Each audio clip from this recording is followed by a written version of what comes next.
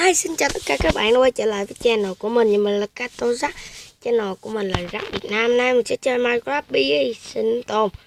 Và tập này thì mình sẽ nâng cấp nhà. Và mình đã mở rộng cái khu của mình ra đó. Mình đã lắp từng cục đất lại nha. Thì ở trước ở đây là một con sông đúng không? Bạn nào coi mấy tập không nhớ thì coi lại mấy tập trước đi nha. Đó.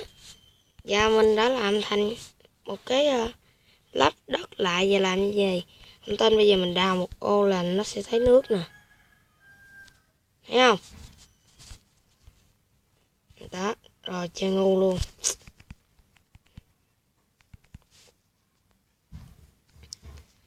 Đó là mình sẽ đã lắp từng cục đất lại luôn. Và tập này mình sẽ nâng cấp nhà. Ok, đi nâng cấp nhà nào.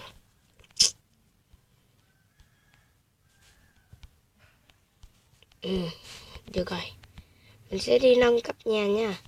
Bây giờ căn nhà này tạm thời bỏ đây đi. Mình sẽ di chuyển mấy cái rương lên căn nhà kia và bắt đầu đập bỏ căn nhà này. Ok, đi nào. Thì mình mới tạo một cái mình chơi trong cái là mình lắp lại ở chế độ sinh tồn luôn nha, là mình chế tạo được cái này. Cái này là các bạn dùng để thay đồ nè, thấy không? Ví dụ như vậy nha. Bây giờ mình bỏ một cục đá vô nha. Ủa không được hả ta? Hình như sắt là được á. Được, sắt được. Đâu để mình làm thử.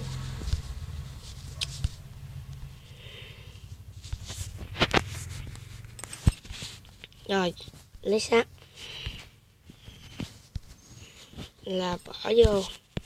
Đó là nó sẽ hình thành ra một cái còn nguyên luôn. Hoặc là mình cũng mới biết thêm. Không được.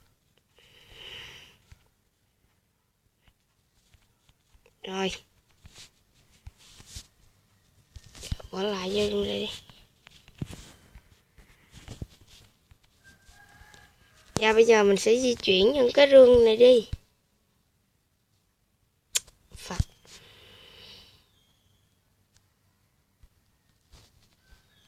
Đi lên trên kia. Khoan, túi đồ mình đủ không? Từ từ di chuyển cái rương nhỏ trước đi. Thôi di chuyển cái rương bự này trước đi.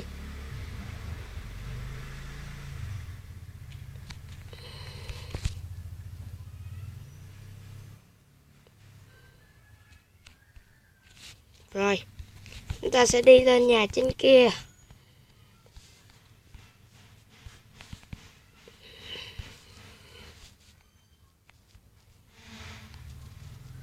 Phát.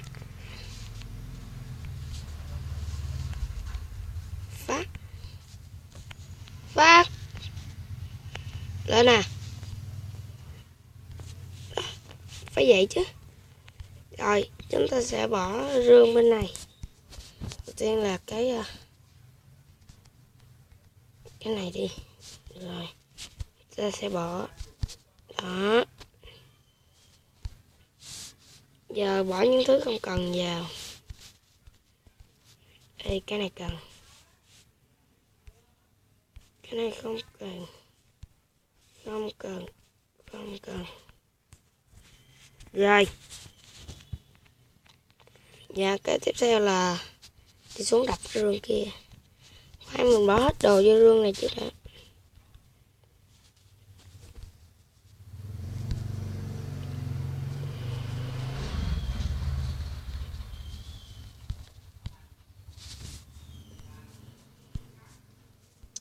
Phát. Đá gì đâu mà quá trời.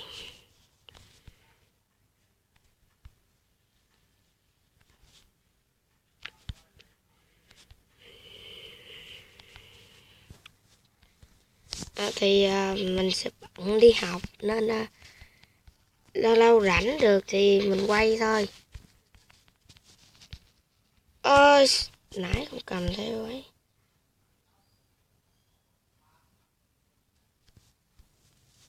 Rồi.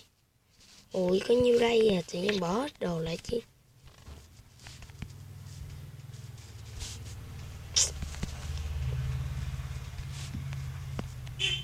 Rồi, lên. Di chuyển nào. Dọn nha. Đây, này để đây. Đó.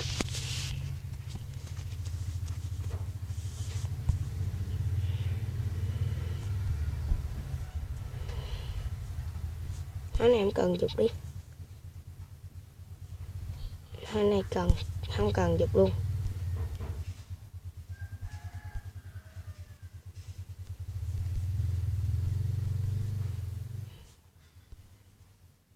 Kim cương nè,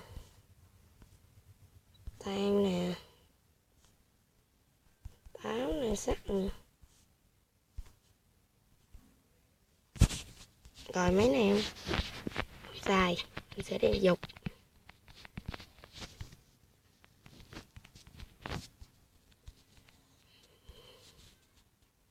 Thôi bỏ này ra đi, vậy đó. Đập luôn. Phát.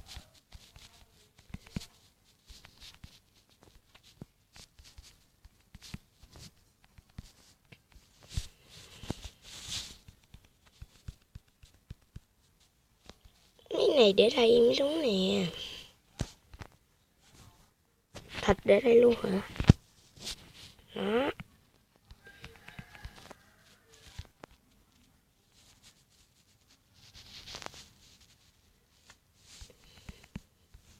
Rồi còn gì nữa không? Đập luôn cái này.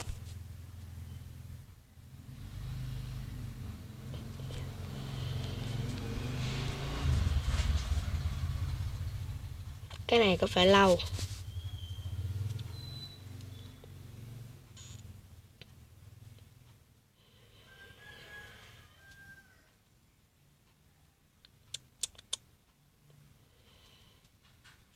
Ok. Dạ, ủa? Phát. Kệ đi. Rồi. Đi nào.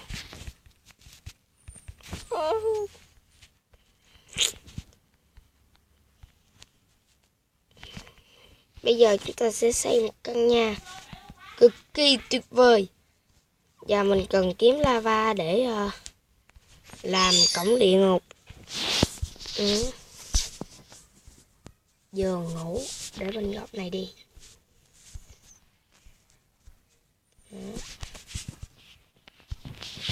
Điều đôi được. Quá dữ. Bây giờ đặt bàn chế tạo crafting table. Đây. Bây giờ là chế tạo phát. Quên nữa. Chế tạo gì đồ đây mình quá trời. Chế tạo kiểu gì. Lấy đuốc lại. Lấy đá lại. Lấy gỗ lại. Đi xây nhà.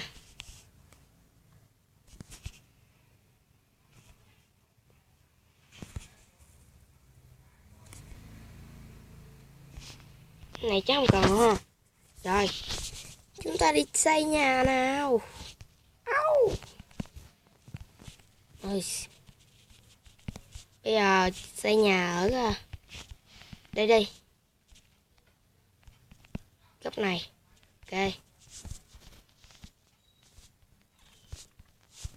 Nào ta cùng xây nhà nào.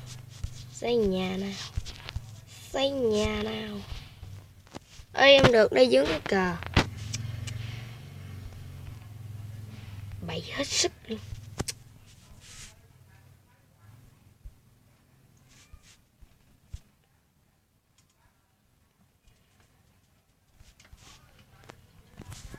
Lại nè. Đây là khu đất trống nè. Ok, chắc chắn nó là đất trống.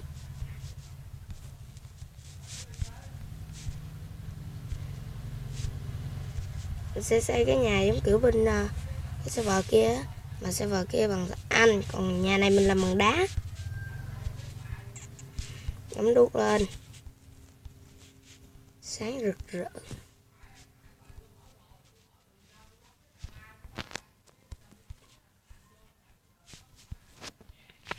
Các bạn cứ hỏi tại sao mình phí đuốc, thì mình nói hoài luôn.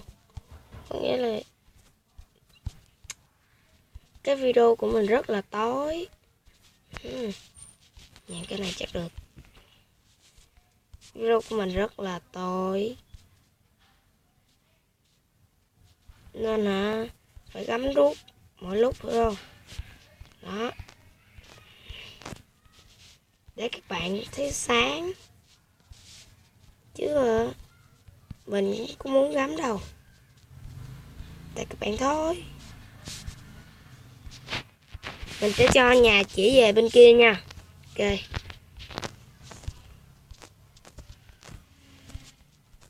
Nhà 2 tầng đồ dữ dội. Thôi xây bằng đá có phải tối lắm.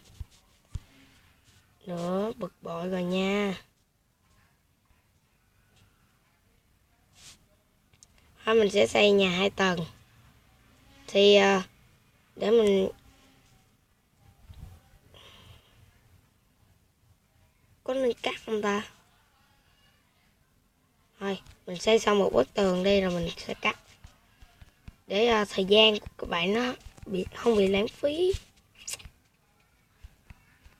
trong mấy cái việc này.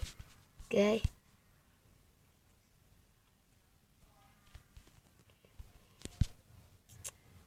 Và thôi cắm đuốc chi mệt.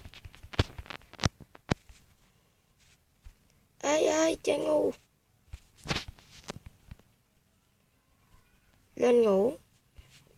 Không đặt giường tuốt trên đây nè, bực bội ghê không? Nó ngủ cắm đầu cổ chạy.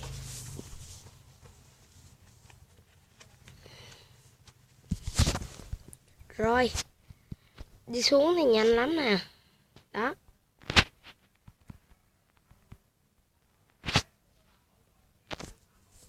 giờ mình sẽ xây bằng gỗ nha.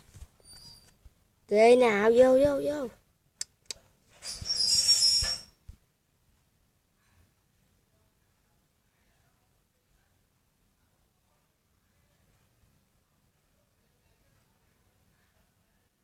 Mình cũng không thấy các bạn đưa ra thử thách cho mình ta.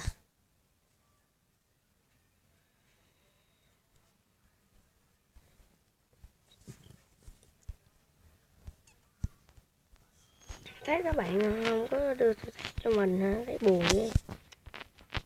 Không có làm chán chán, không có gì làm. Mà các bạn muốn mình làm ra clip mà không chịu đưa thử thách, sao làm? Cười các bạn ghê. Buồn. Cái này là phải có rìu. Rìu. What the fuck, không có rìu.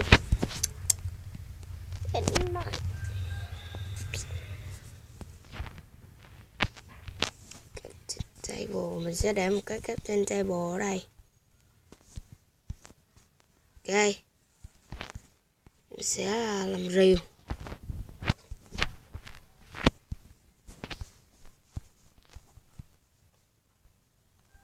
Nhà phải bự lắm, chứ ai làm cái này đâu. Đúng không?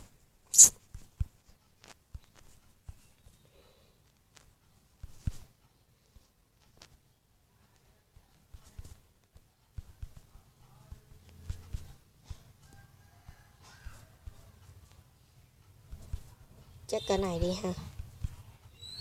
Ok, vậy là ok luôn á. Đó nha. Nó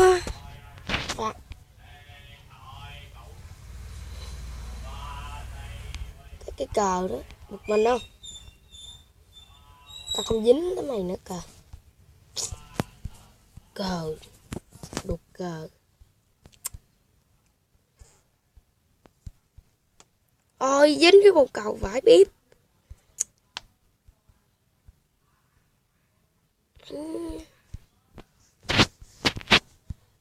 Vãi thì chứ.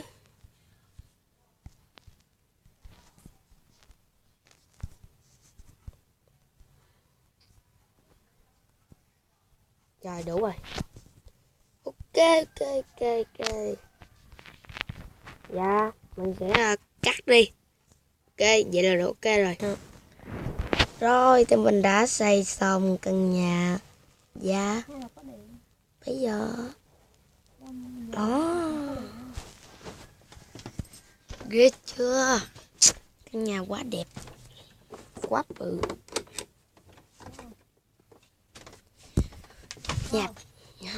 Nhà bằng gỗ. Đó, ở đây là nhìn như cái lồng chim á.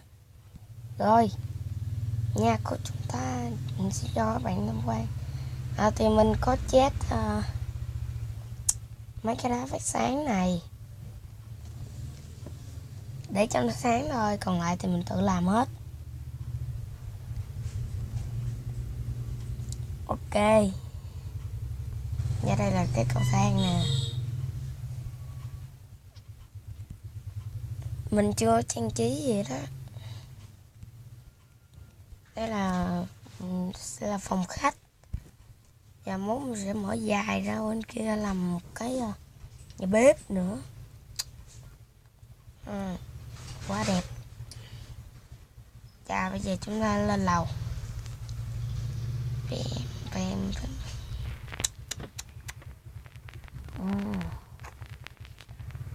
Thôi, trên lầu là chỉ có thế này thôi, chưa có trang trí gì nữa. Đây là cái ban công. Đứng ngoài ban công này chúng ta có thể nhìn thấy hết cái khu nhà của chúng ta. Đó.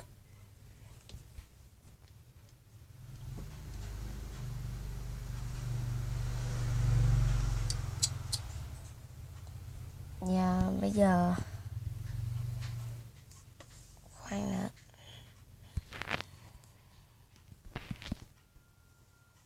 Đi xuống cái.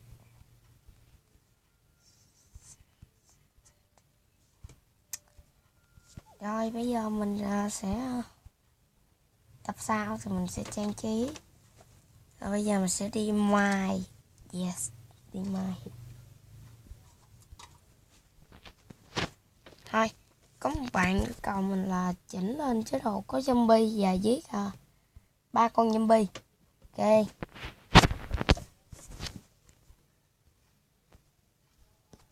Rồi mình sẽ giết 3 con zombie.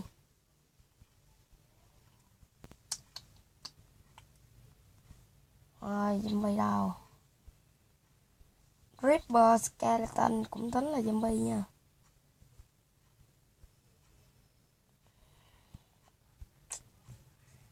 Nói chung tất cả quái vật trong game đều tính là zombie. 3 con. 3 con kiếm đâu ra?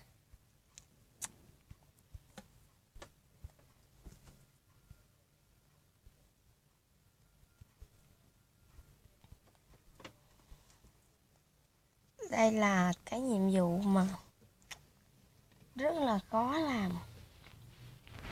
Đây là chỉnh qua. Ui, con bò này sao vô đây chứ vậy? Để dành lên nuôi.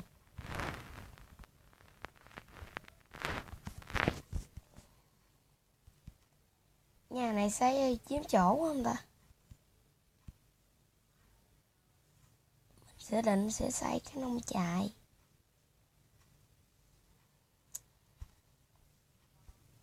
Zombie đâu ra đây? Xuất hiện đi nào.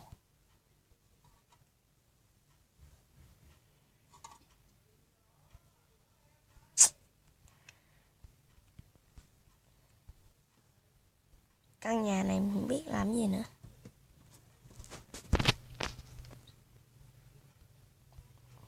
Nhà này làm gì ta?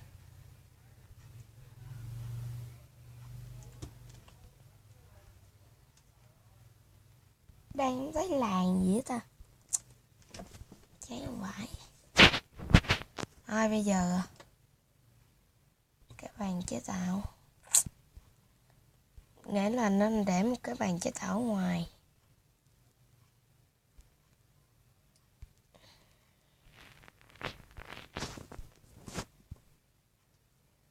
Ta sẽ chế tạo gỗ nè, làm hết luôn.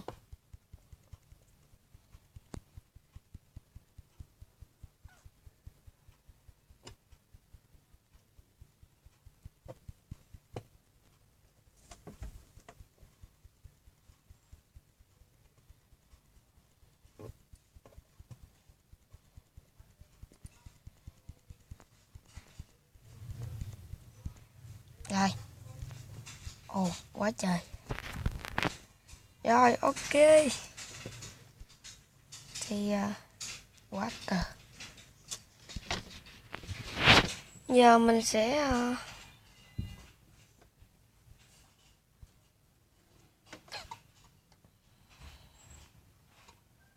làm cái này đi. Đây, bây giờ mình sẽ đi đào. Nghĩ là đi đào ngay chỗ mấy cây đuốc ấy. Mình chấm dưới đất nữa. Đào mấy chỗ đó nhiều khi gặp kim cương sao. Đây, chỗ này. Cuốc. Bắt cuốc.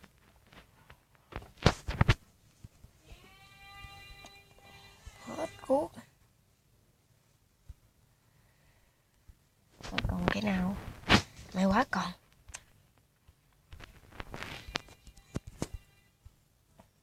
Rồi. Đem hết cuốc đi luôn. Ôi, mốt nhảy vô trong đây cho chắc ăn. Mất máu nữa. Ấy.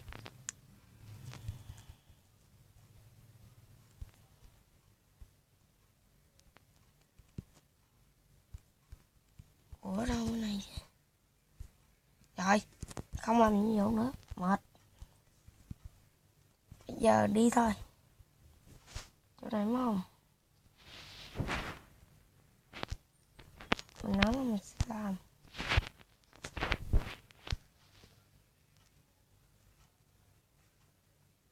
Đâm thẳng xuống đất luôn.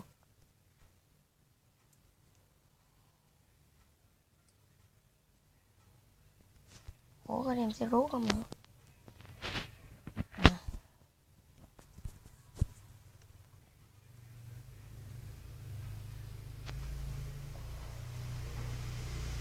Ê, ôi, mày vải bếp.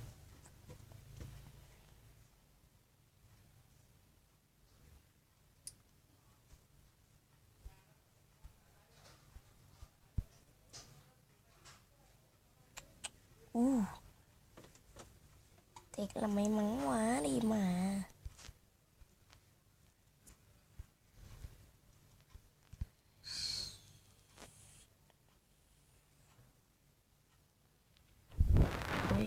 Tự nhiên động không thì cũng có nữa.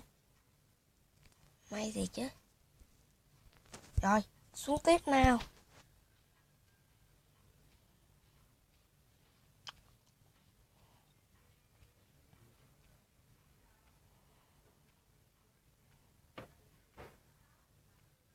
Mong là gặp được kim cương.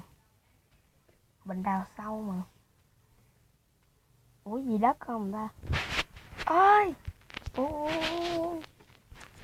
Chưa, các bạn phải tận dụng. Ồ! Ồ! Ồ! Quá đỉnh.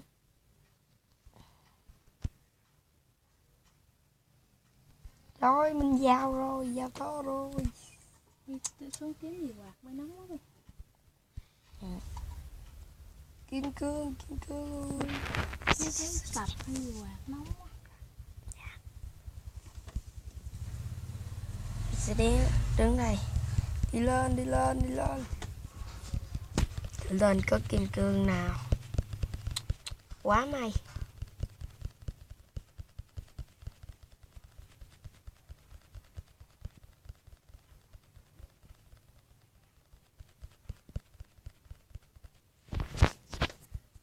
Ủa gì? Kìa.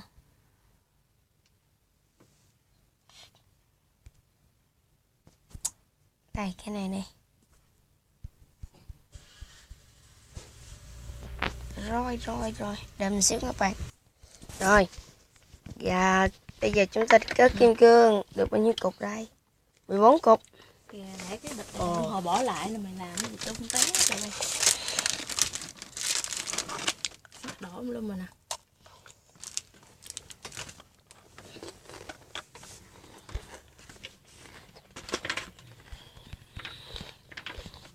Rồi, đi lên.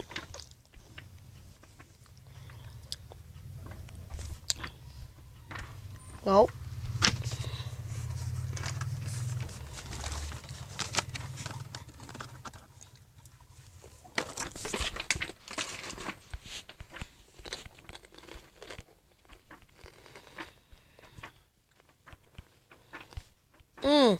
Ném xuống nước cũng xong.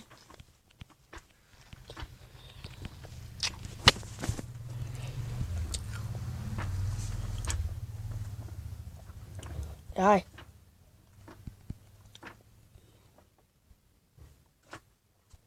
Cục đất này bị lát hả ta?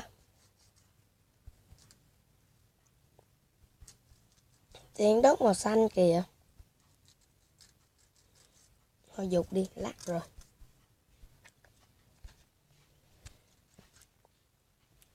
Rồi thì tập này kết thúc ở đây. Thì nếu mà các bạn thích video này thì nhớ share, like, subscribe cho mình nhé. Tạm biệt.